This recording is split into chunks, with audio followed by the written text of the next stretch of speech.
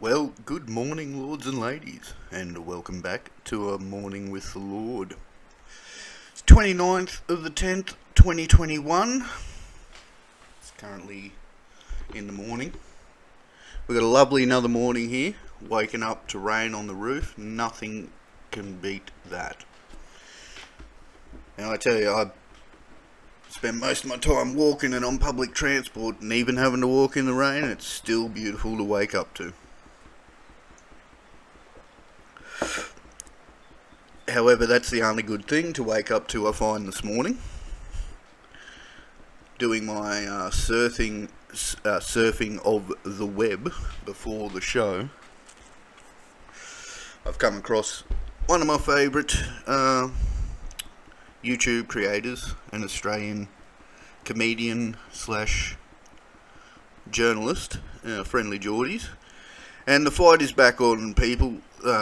Anyone who follows FriendlyJordies would be aware that he had a court case recently with people trying to take his channel down because of some slurs he made, particularly at the Deputy New South Wales Premier. Now, the Premier has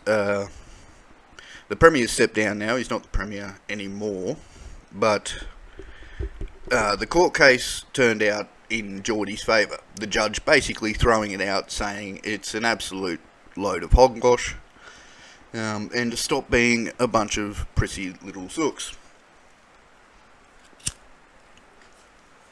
And now look, I understand that cyberbullying is a thing. I understand that bullying is a thing. I'm quite open about being a little sook throughout high school and, early years of life. And, I was, an emo and all sad in the dumps and, all that sort of shit. But, I understand now with the, the ability of hindsight and, to have made it through all those times, that I truly believe putting up with cockheads is a strength. It's not easy. Fucking having to cop shit and deal with fuckwits who just, don't think the same as you, so they fucking put it on you. I totally get how fucking hard that is, but it is nothing but a strength to deal with that. And it's like a muscle, like the brain, you got to work it, and the brain having to deal with fuckwits, you need to work that shit. It takes a while to get the hang of, and I'm not even sure I fully have the hang of it now. Like I've said this to people when discussing this situation before.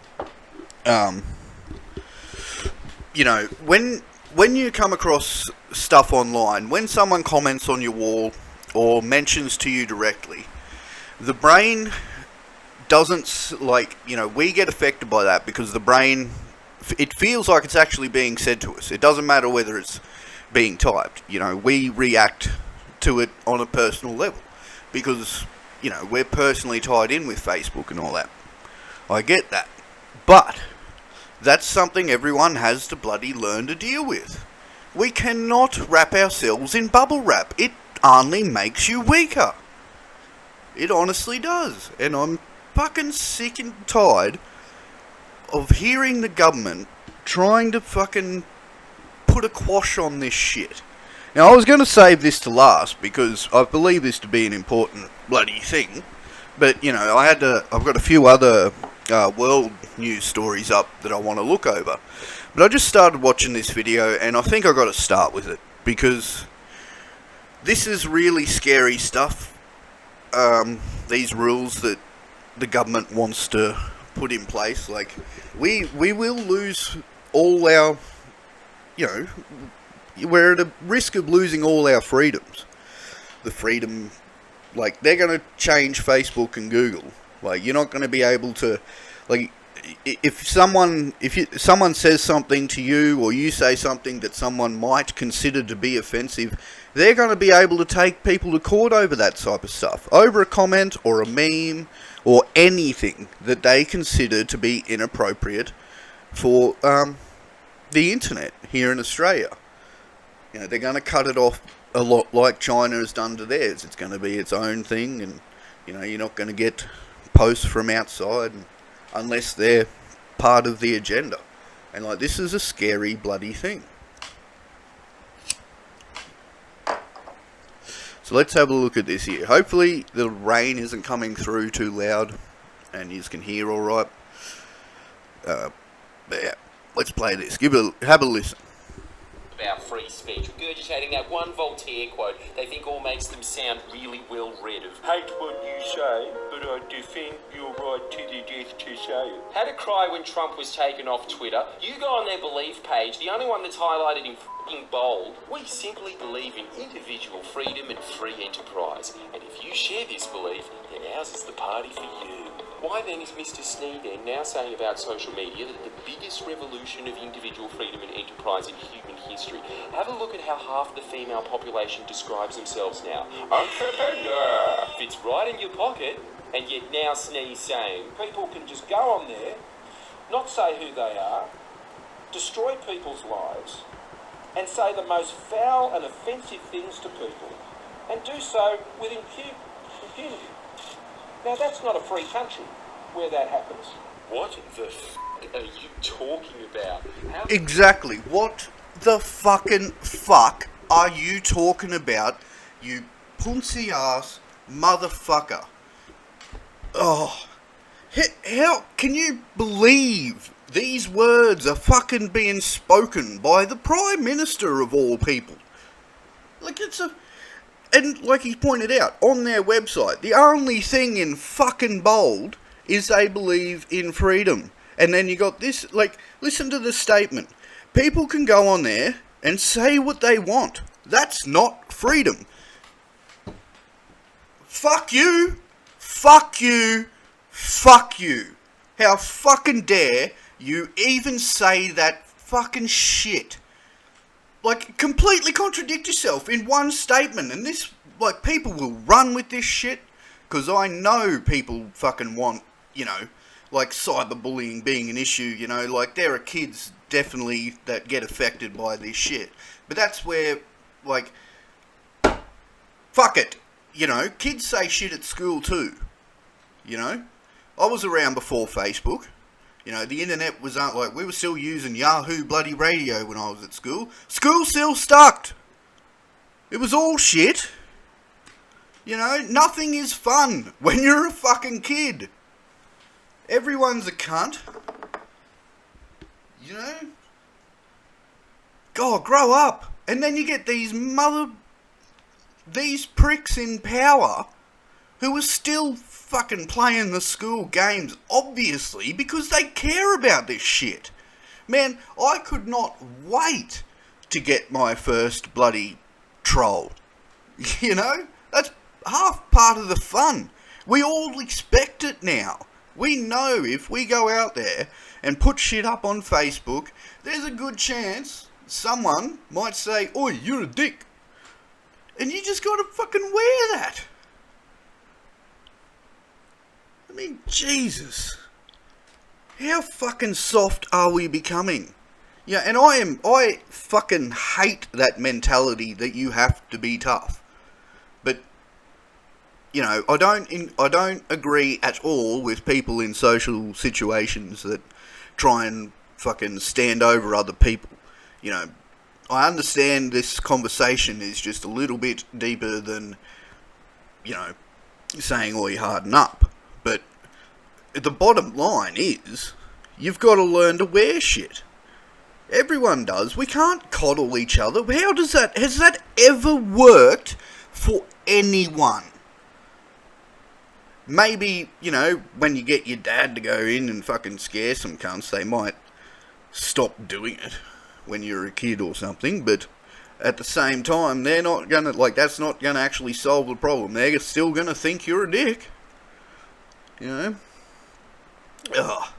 It's just so frustrating. And they've been spouting this nonsense for ages. I don't know how to stop it. I don't know what to do. Maybe a petition. Like, we need to stand up and tell, like, God, you know, how many people's livelihood, in a respect, is based on their online profile. You know, if they completely cut us off somehow from Instagram and Facebook, that's going to be gone. You know, your bloody, what are they called on Instagram? Your influencers and all that stuff. They're not going to be there anymore. All those people are going to be screwed. And if you are an influencer, you should know that even, well, except for maybe the dislike button, I'm not sure, but any comments, any views, any clicks adds to your like numbers on YouTube and the money you get. As much as, you know, we hate it, there are people who post videos just for the hate clicks. You know, it's a tactic that we've learned to take because people are learning to get around the haters and fucking use them. That's where we should be going. That's the natural progression. Not wrap ourselves in bubble wrap and turn the internet off because someone could say you're ugly. Jesus Christ. You know? Anyway, let's keep listening here.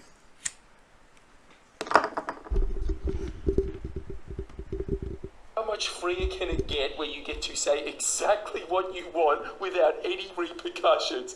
How much more Animal Farm can you get? You're currently allowed to express yourself however you like. Scott Morrison wants to put restrictions on what you can and can't say, and these restrictions on speech somehow make us a free country.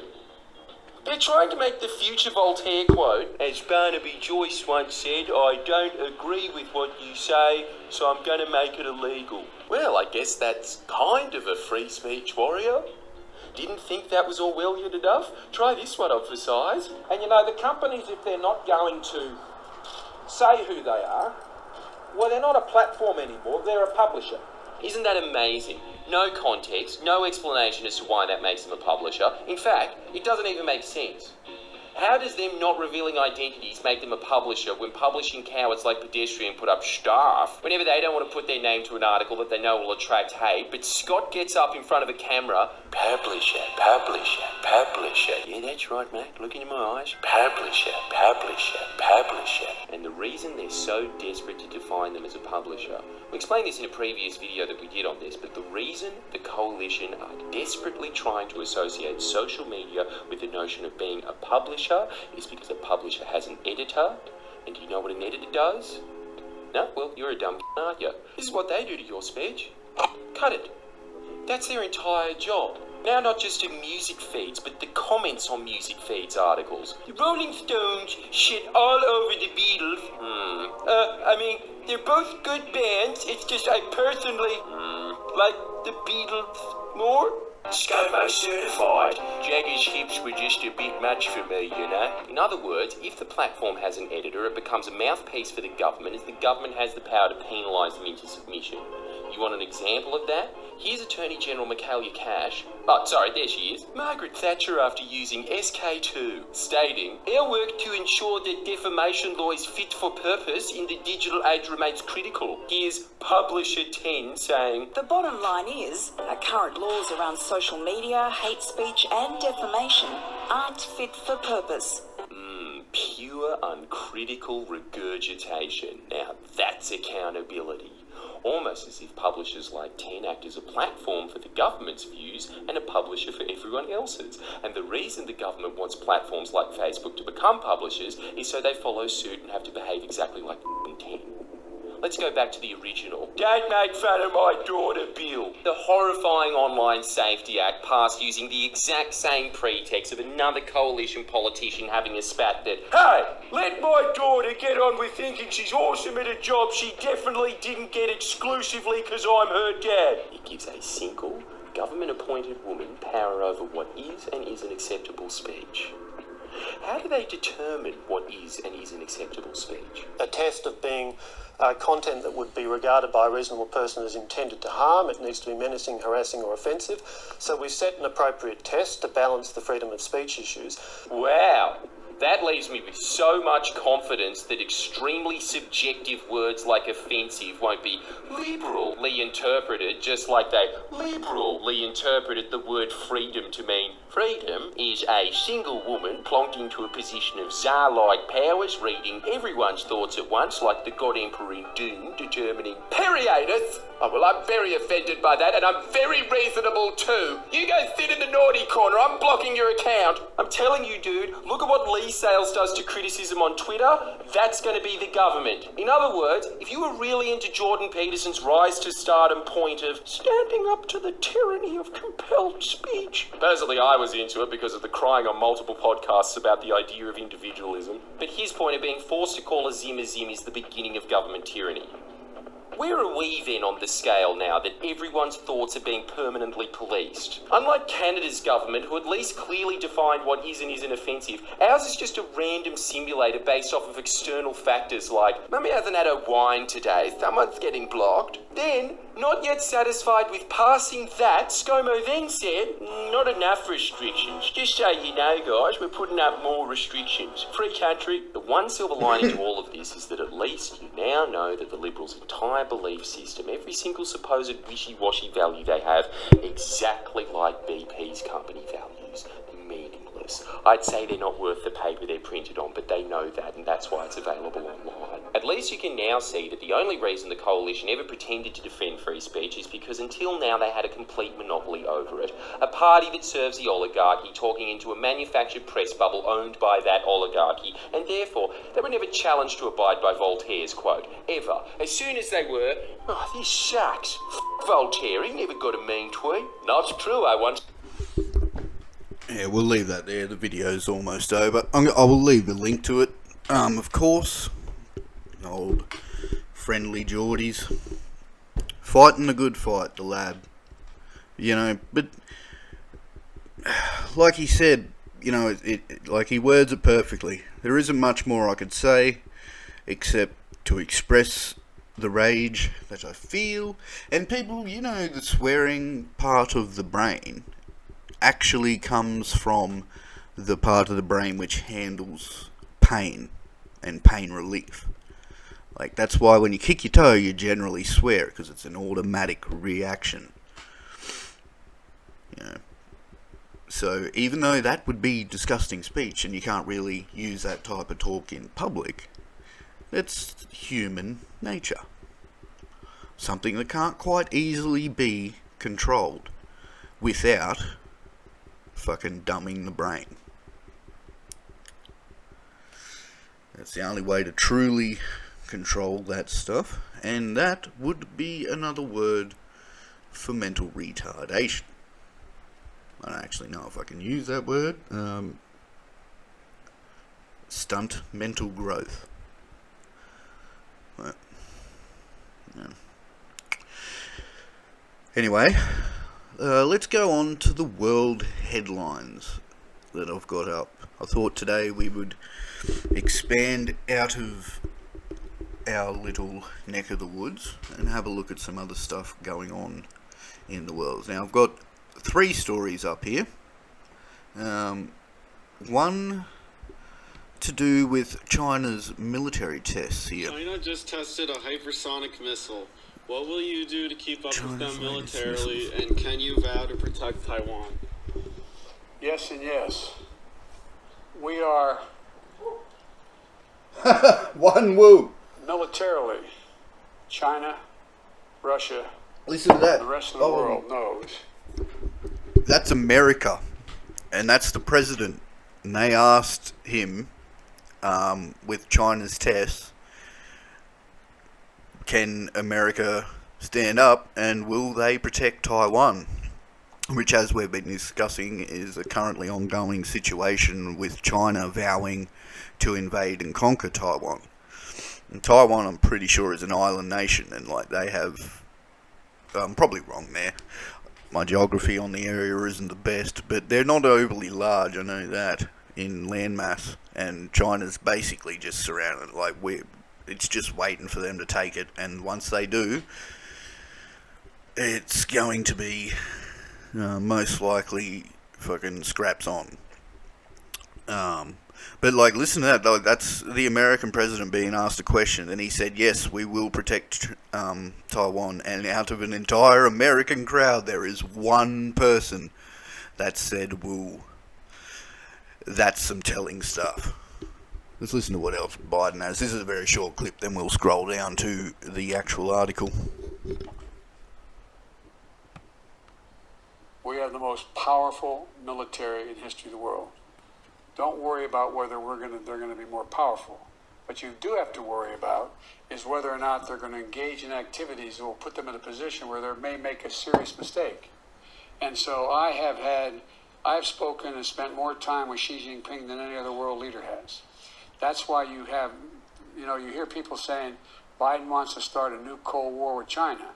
I don't want a Cold War with China. I just want to make China understand that we are not going to step back. We are not going to change any of our views. So are you saying that the United States would come to Taiwan's defense if China attacked? Yes, we have a commitment to do that. All right, we're going to take another.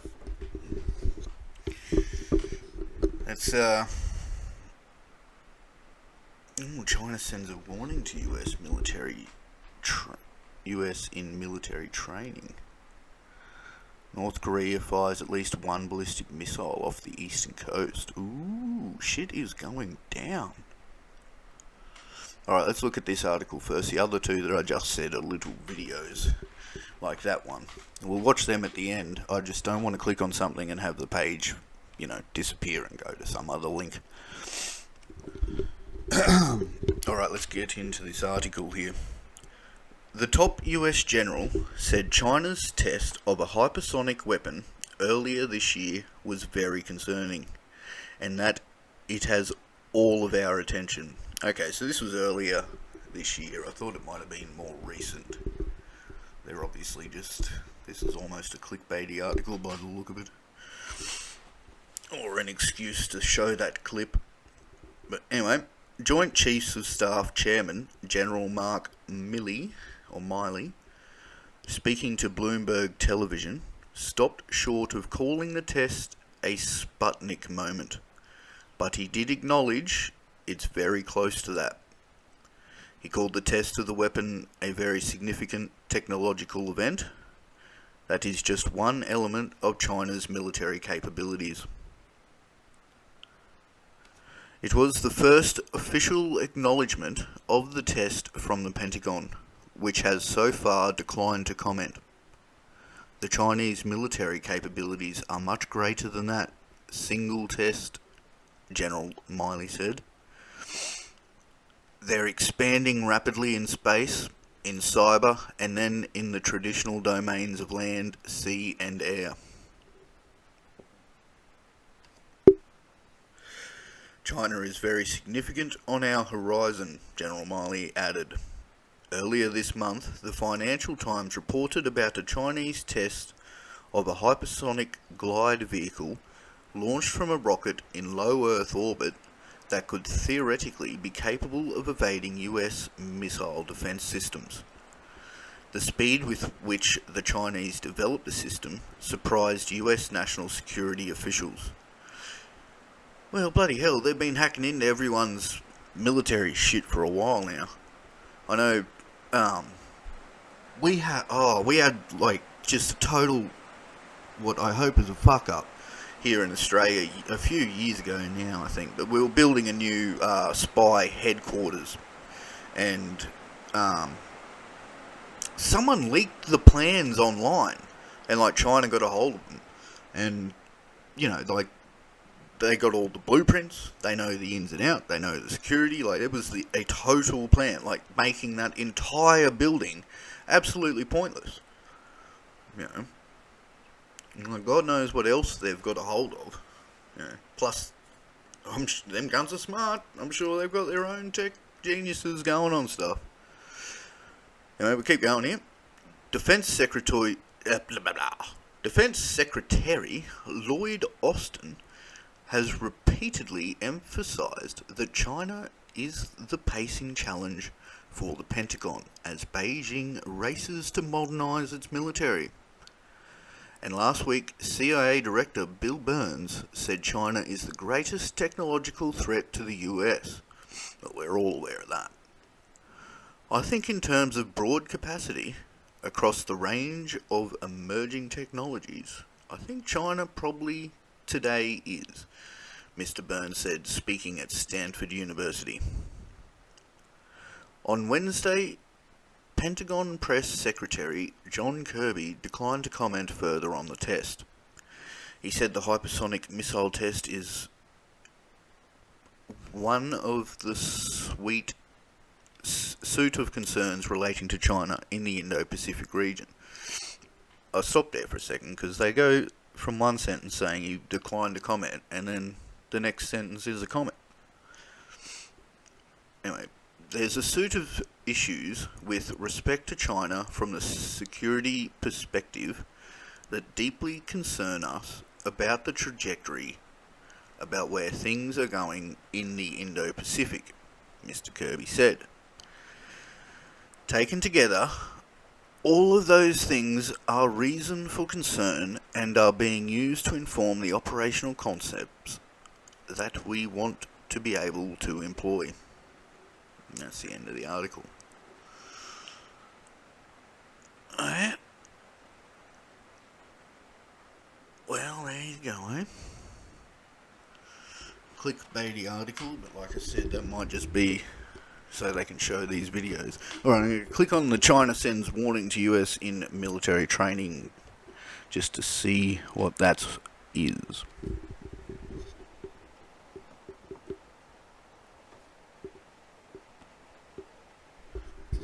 Okay, and it's nothing. Are we getting the video? Oh, we're getting an ad. Don't listen. Shush. Bloody ads. You can't get away from them.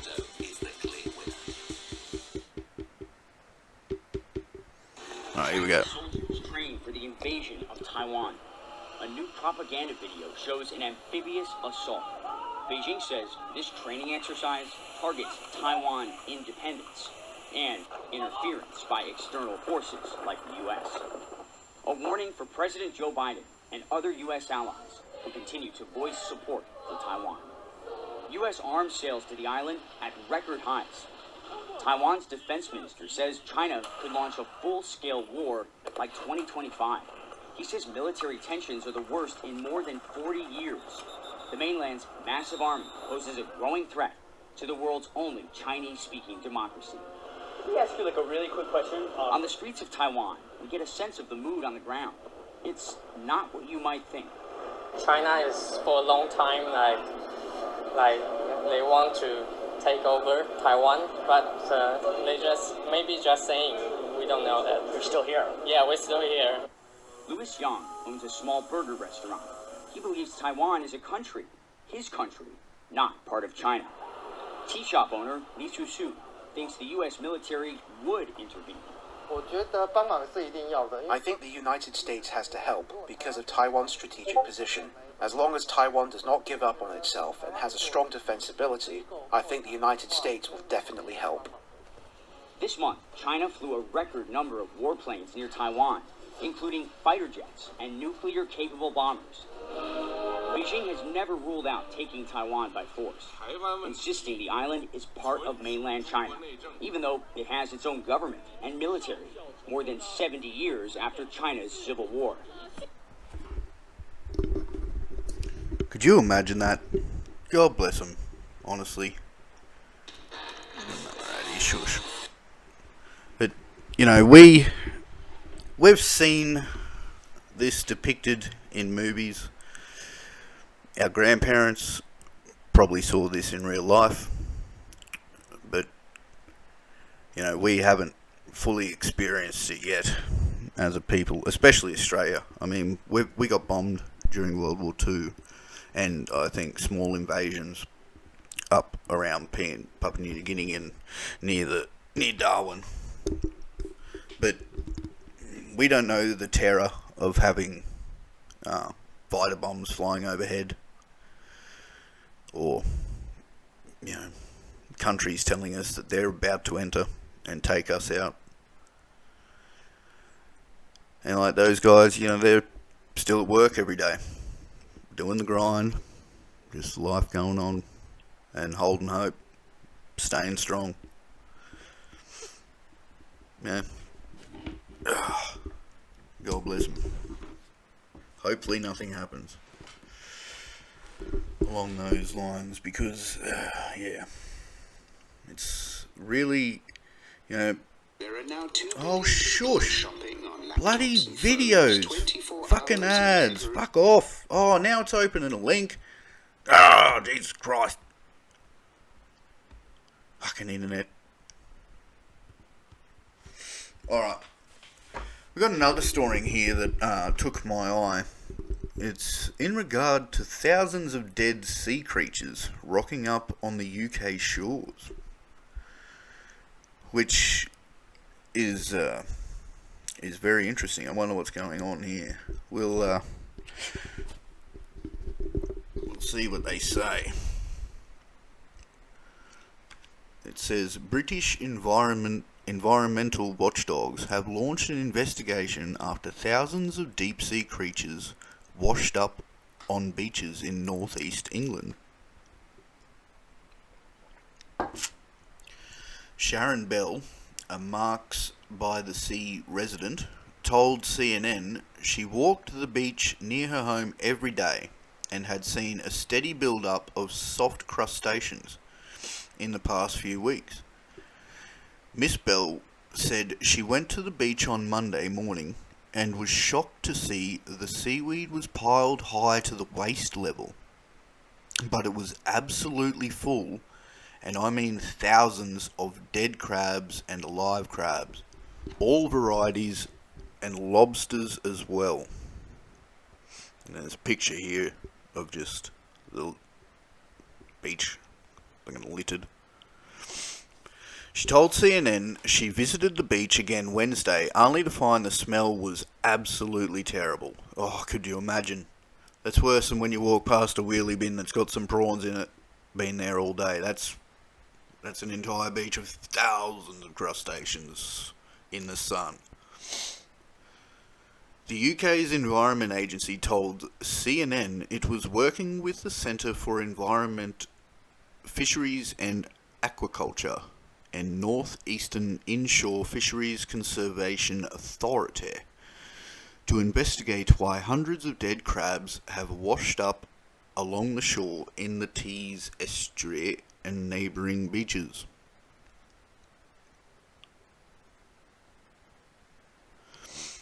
Samples of water, sediment, mussel and crab have been collected and have been sent for analysis to consider whether a pollution incident could have contributed to the death of the animals, the Environment Agency spokesperson told CNN.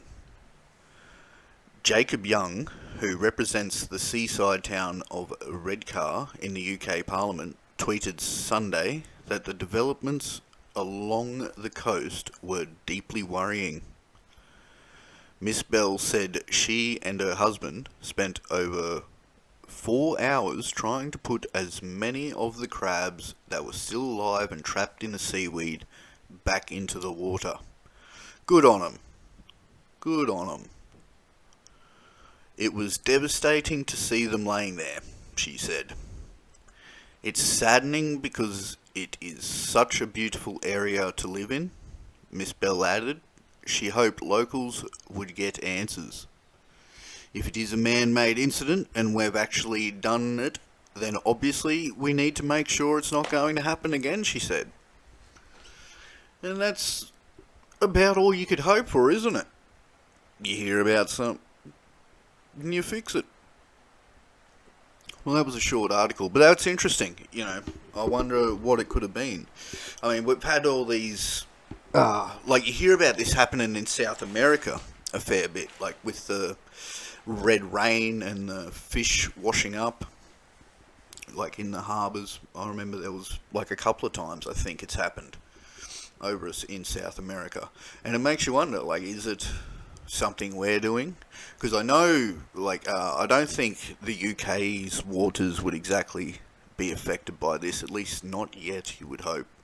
But I remember after the Fukushima meltdown, there was like lots of reports, and everyone said, you know, with the radiation leaking out, the entire Pacific Ocean, like, down is just going to be irradiated and screwed. And we are seeing evidence of that. There are pictures of sharks with just tumours growing on them coming out. And I know my mother worked in the mines, and a lot of the mine workers would just refuse to eat seafood from the East Coast. It's just too dangerous now, you know. And like nothing about that gets spoken about. My dad's a mad fisherman, you know, lives and breathes it. But man, I don't know. I'm not eating it. Plus, he lives in a polluted area anyway. Fuck that fish. Gladstone's like one of the most polluted ports, I think, in Australia. I'm not eating out of there. We got one more story here that I wanted to have a look over, and it's to do with some mummies found buried in a Chinese desert. And the little blurb said that people are shocked by the DNA evidence, what they're finding. And this is something I find particularly interesting myself. So I thought we would give it a bit of a gander. We'll close out on something that shouldn't be a bad article. It's not all doom and gloom. Since their discovery, the ancestry of hundreds of mummified bodies buried in boats in an inhospitable desert region of northwest China has puzzled and divided archaeologists. Found in the Tarim Basin in Xinjiang, mostly in the 1990s, the mummies' bodies and clothes are strikingly intact despite being up to 4,000 years old. Naturally preserved by the dry desert air, their facial features and hair colour can clearly be seen.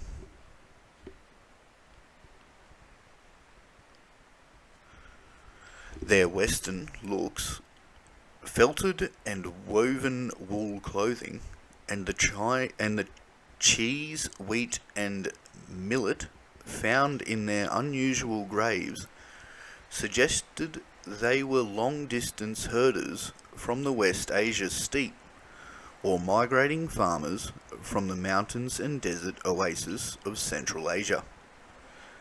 However, a new study by Chinese, European and American researchers that analysed the DNA of these 13 mummies, sequencing their genomes for the first time, has painted a different picture. Their analysis suggested that the remains did not belong to newcomers, but a local group descendant from an ancient Ice Age Asian population. The mummies have long fascinated scientists and the public alike since their original discovery, Christina Warner, an associate professor of anthropology at Harvard University, said. Beyond being extraordinarily preserved, they were found in a highly unusual context, and they exhibit diverse and far-flung cultural elements. We found strong evidence that they actually represent a highly genetically isolated local population. Professor Warner, who is also group leader of microbiome sciences at the Max Planck Institute for Evolutionary Anthropology, and an author of the study that published the journal Nature, added, in contrast to their genetic isolation, however, they seem to have openly embraced new ideas and technologies from their herder and farmer neighbours, while also developing unique cultural elements shared by no other groups.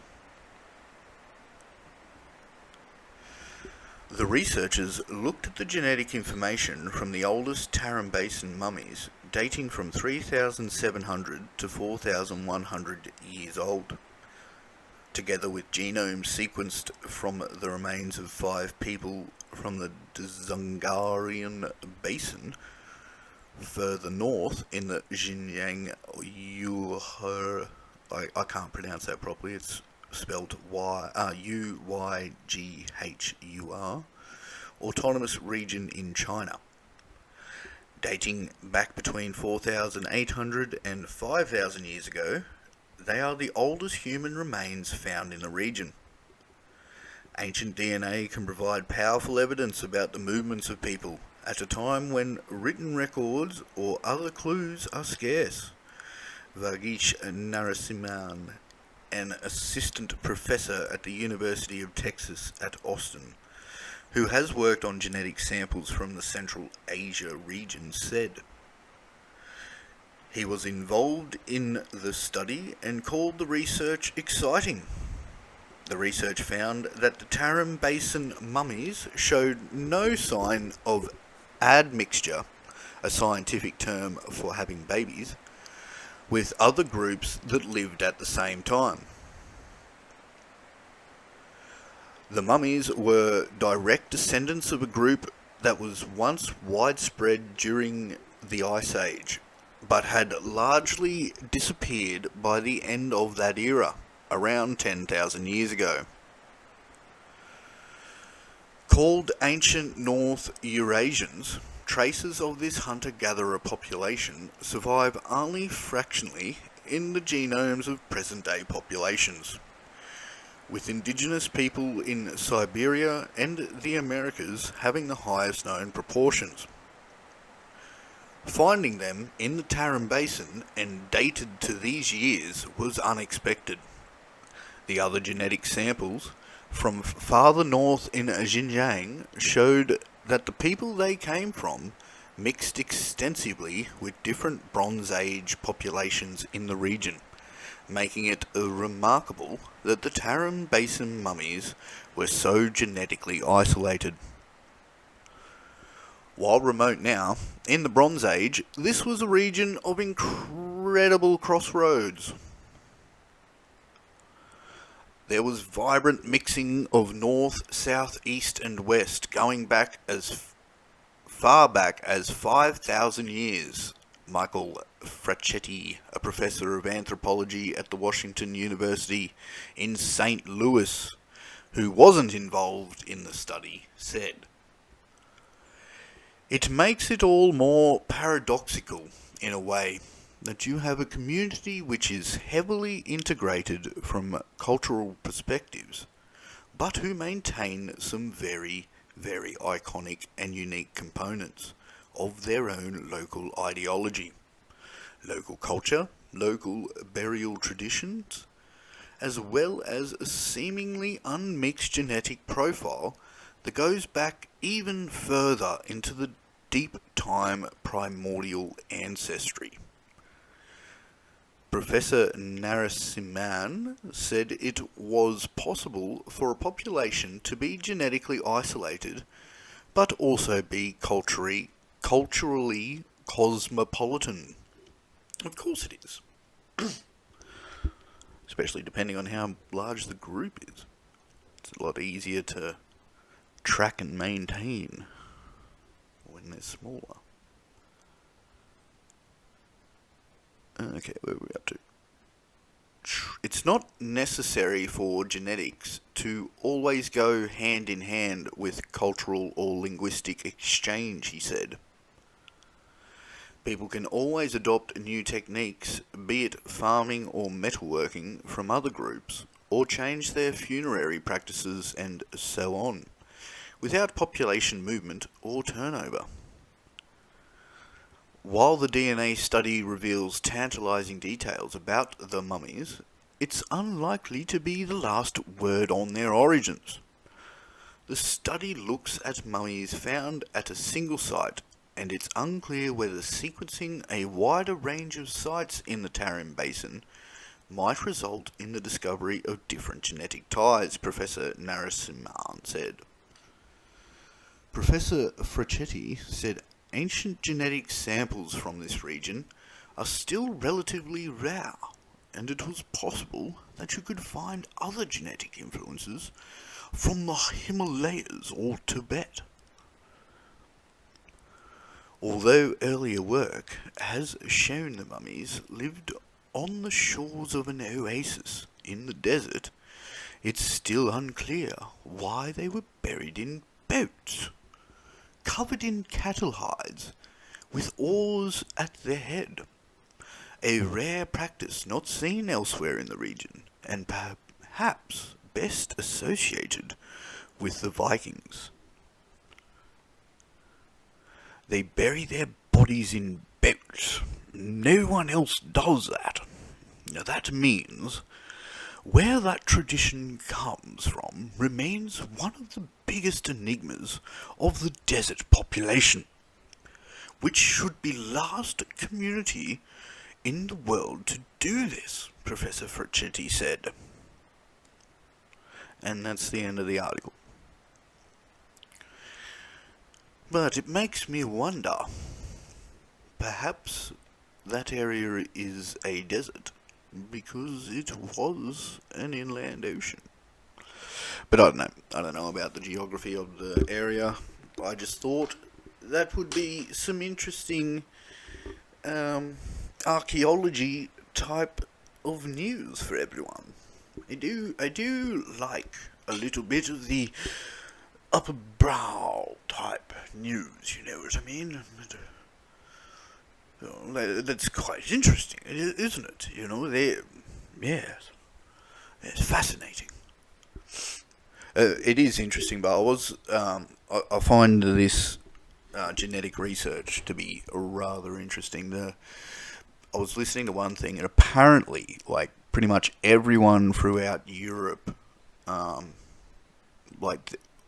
has a percentage of Genghis Khan's DNA, or like 30% or something, you know, can be traced back to Genghis Khan. Like, that's how far his, like, genome spread after, you know, the conquering of bloody half of Europe.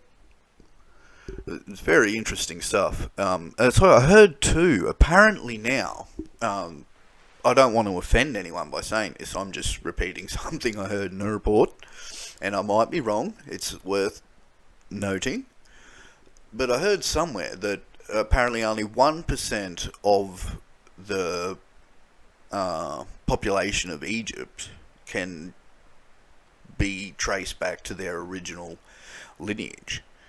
So, like, Tutankhamun, his bloodline is apparently found more throughout Europe than in Egypt itself. There's only like 1% of that sort of bloodline left there, or something. Something to that effect. Yeah.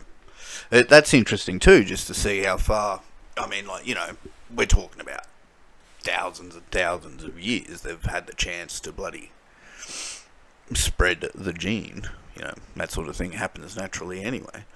But, you know, it's interesting to see, because I am, you know, growing up on Indiana Jones and The Mummy and all them glorious movies. Always had a bit of a fascination with archaeology. I find it very interesting, the mystical past, you know. But yes, so I think that will do us for today. We started off with the bad stuff, and hopefully we've all calmed down and thinking a little bit more clearly after reading through the other reports. But I thank you all for joining me. I'm going to go and sit out and enjoy some of this lovely rain that we're having here.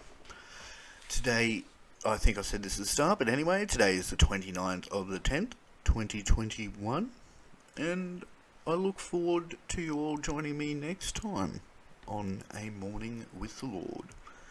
I've been your Lord, Daniel Duffield, and yeah, have a lovely day.